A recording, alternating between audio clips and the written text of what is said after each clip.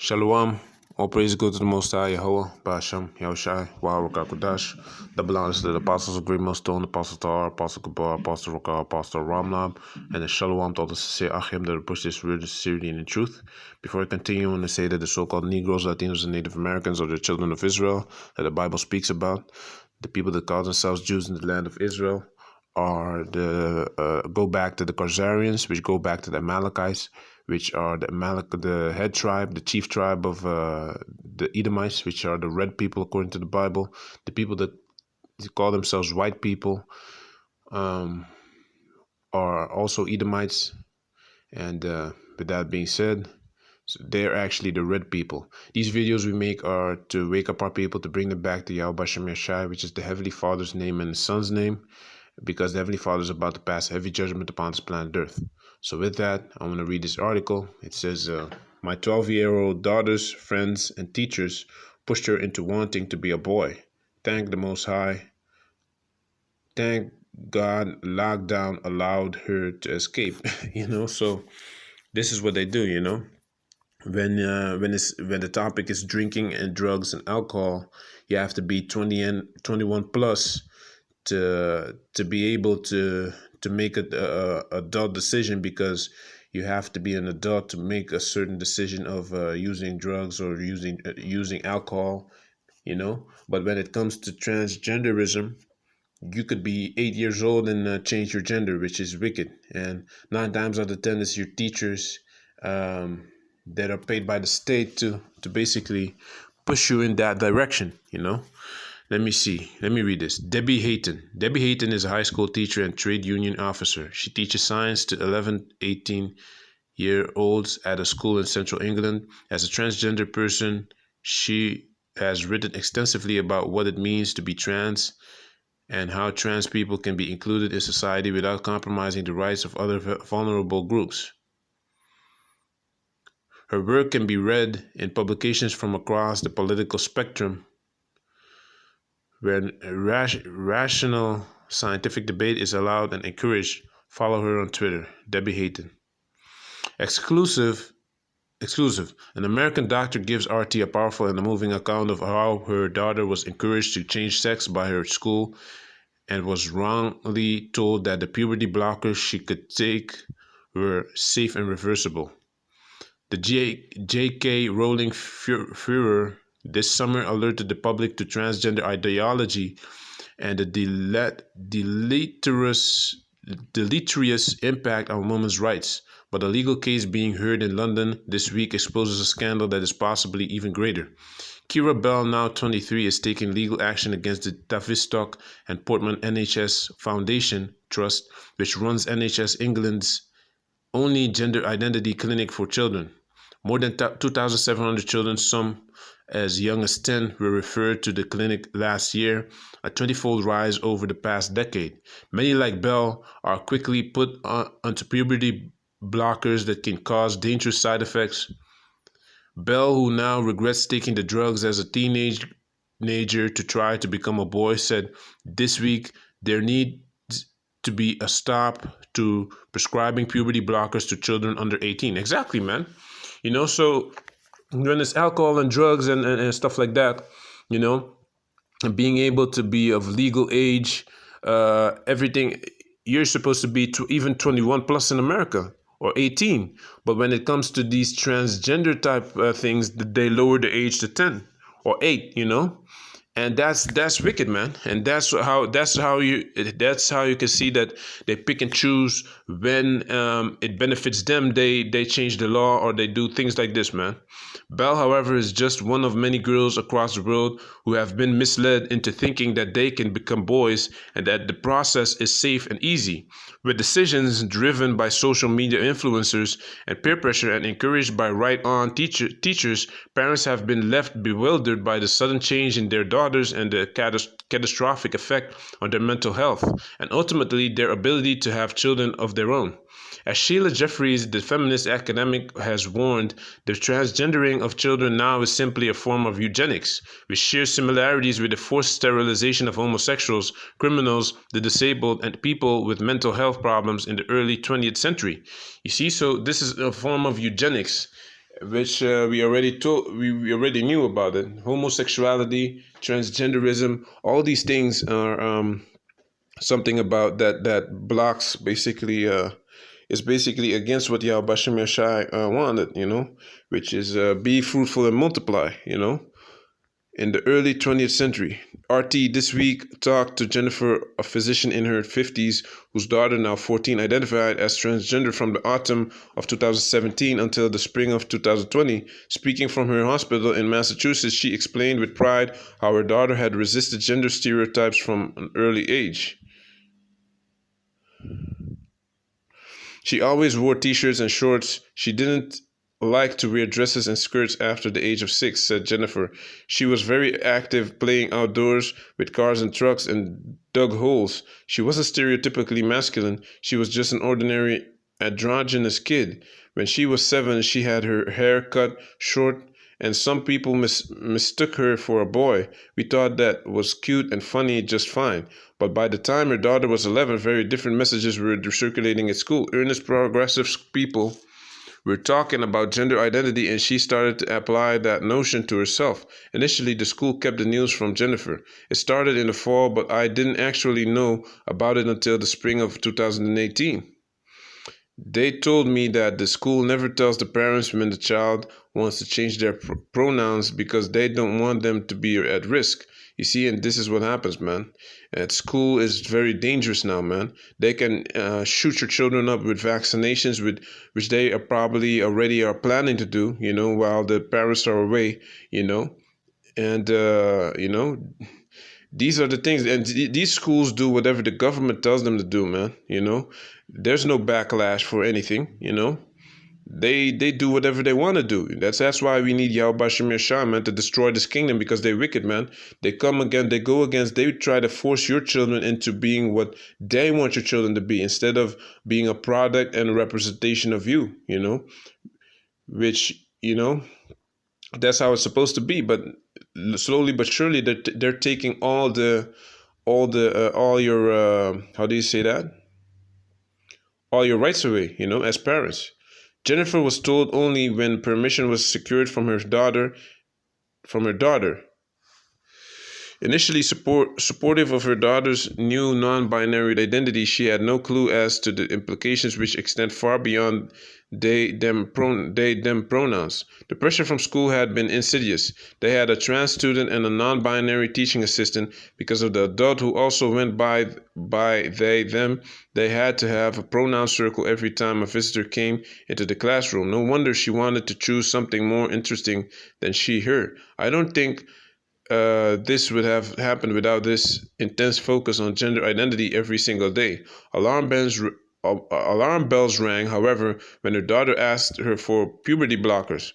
By then, she was identifying as a boy and using he/him pronouns. She insisted that the drugs were safe and reversible, but Jennifer's professional nous led her to investigate. I had never heard of safe and reversible drugs that can stop you having puberty. So I looked it up and learned that Hystrelin, the drug used in Massachusetts, shuts down your entire sex hormone axis. It is used to treat metastatic hormone responsive cancers and also chemically castrate sex offenders. I thought that didn't seem healthy. She was 12 years old. So look, man, all these type of things they probably are planning to put in the drinking water, man. They probably already having that in small doses in the food or in the water supply, So that's why it's best to distill your own water, because you could become very soft and feminine, man. But if you keep following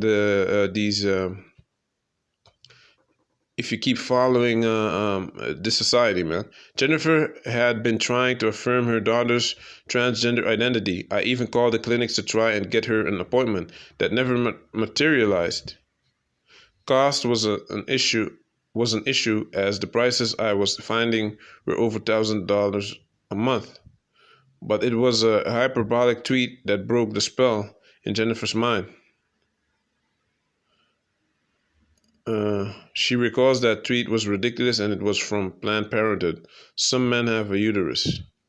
Releasing that something was very wrong, she applied the brakes and spared her daughter the puberty blockers that Kirabel now regrets. She did, however, buy her daughter a $25 breast binder, which became a treasured possession. It was the most important thing in the world for a while. It was like a corset, a horrible piece of clothing that made it difficult for her to breathe, but she would not give it up. When it was in laundry, she would not leave the house. This is crazy, man. I'm not going to read all of this. It's too much, man. But let's go into the scriptures, man. Now it says, this is Genesis. Let me start from the beginning, man. This is Genesis 1 and 11. And the Most High said, let the earth bring forth grass, the herb yielding seed, and the fruit tree yielding fruit, after his kind, whose seed is in itself upon the earth. And it was so. And the earth brought forth grass and herb yielding seed after his kind, and the tree yielding fruit whose seed was in itself after his kind. And the Most High saw that it was good. You see, so the Most High made things after their own kind, man. He didn't make things to be mixed up and mangled up, man. That's not what Yahawashi does. He's not the author of confusion, man. So, okay, let me see. When thou buildest a new house, this is Deuteronomy 22:8. When thou buildest a new house, then thou shalt make a battlement for thy roof, that thou bring not blood upon thy house, if any man fall from thence. Verse 9, thou shalt not sow thy vineyard with diverse seeds, different kinds. The Most High is against being changing of kind. And I believe in Wisdom of Solomon also talks about that. There's the fruit of thy seed which thou hast sown, and the fruit of thy vineyard be defiled. So when you're changing your kind, you're defiled. And the Yahawashi is going to destroy everything that's defiled, man. Thou shalt not plow with an ox and an ass together. Thou shalt not wear a garment of diverse sorts, as of woolen and linen together. Thou shalt make thee fringes upon the four quarters of thy vesture, wherewith thou coverest thyself. You see, so the Most High is against things that have different kinds, man. So that's why we're in this spirit of Ezekiel, man. Ezekiel 9. Let me read that, and then I'm going to go to Wisdom of Solomon. This is Ezekiel 9. Let me see. Ezekiel 9 verse 4. And this is actually what I feel when I read things like this, man. It makes you cringe, man. It makes your hair rise up, in the back of your neck, man. He cried also in my ears with a loud voice. This is Ezekiel 9:1. With a loud voice saying, cause them that have charge over the city to draw near, even every man with his destroying weapon in his hand. And behold, 6 men came from the way of the higher gate, which lieth toward the north, and every man a slaughter weapon in his hand. And one man among them was clothed with linen, with a rider's inkhorn by his side, and they went in and stood beside the brazen altar. And the glory of the Most High of Israel was gone up from the cherub whereupon he was to the threshold of the house. And he called to the man clothed with linen, which had the rider's inkhorn by his side. This is an angel. And the Lord said unto him, go through the midst of the city, through the midst of Jerusalem, and set a mark upon the foreheads of the men that sigh and that cry for all the abominations that be done in the midst of thereof. And Rawchaa, we're those men, because we're not with this world, man. We're against this world, man. The ways of this world, we're not with it, man. Verse 5. And to the others he said, in mine hearing, go ye after him to the city and smite. Let not your eyes spare, neither have ye pity. Slay utterly old and young, both maids and little children and women, but come not near any man upon whom is the mark, and begin at my sanctuary. Then they began at the ancient men which were before the house. And he said unto them, defile the house and fill the courts with the slain. Go ye forth. And they went forth and slew in the city. So there's going to be great judgment. As I said in the beginning of the video, the Yahawashi is going to pass great judgment upon this planet Earth, for all these abominable things that are happening, man. They think that this is normal. This has become a new normal, man. And it's not normal, man.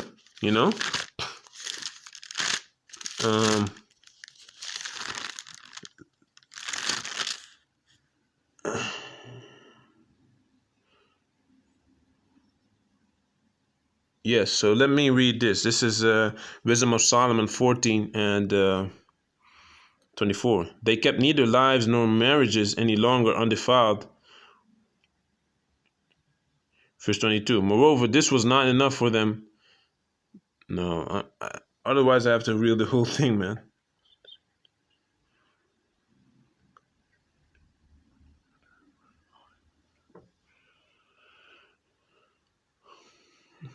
Bear with me for a minute.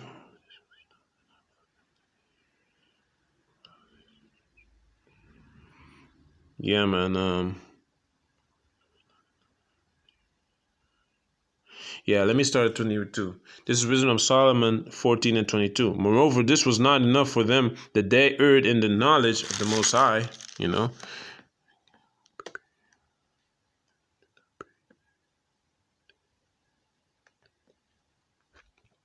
Idol worship, and this is talking basically going into idol worship, and the Most High is going to punish them for their idol worship and everything that has to do with going into the ways of the wicked, man. This is verse 22. Moreover, this was not enough for them that they were erred into the knowledge of the Most High, but whereas they lived in the great war of ignorance, those so great plagues called they peace. For whilst they slew their children in sacrifices, or used secret ceremonies, or made revelings of strange rites, being the right to be a girl instead of a boy instead of a girl, that things like that, man, and they, sacrifices children. They slew their children in sacrifices. That's talking about abortion. Like, there's no new thing under the sun, man. Now you have abortions, made revelings of strange rites. They kept neither lives nor marriages any longer undefiled, but either one slew another traitorously or grieved him by adultery, so that there reigned in all men without exception blood, manslaughter, theft, and dissimulation, corruption, unfaithfulness, tumults, perjury, disquieting of good men, forgetfulness of good turns, defiling of souls, changing of kind, disorder in marriages, adultery, and shameless uncleanness. It's talking about changing of kind, man, and this is not what's supposed to happen, man. You can't change your kind. It's not something that you're supposed to be doing, man, Anyway, with that, I want to say all praises go to the Most High, Yahawah. No, wait. I have one more scripture. That's Revelation, man. It's Revelation.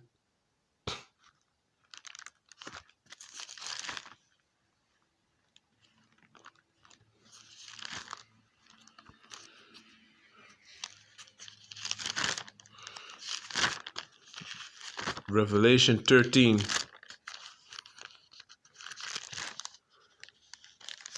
Revelation chapter 13, verse 15. And he had power to give life unto the image of the beast, that the image of the beast should both speak and cause that as many as would not worship the image of the beast should be killed. So if you're not with the image of the beast, feminism, transgenderism, women ruling over men, men having no rights, men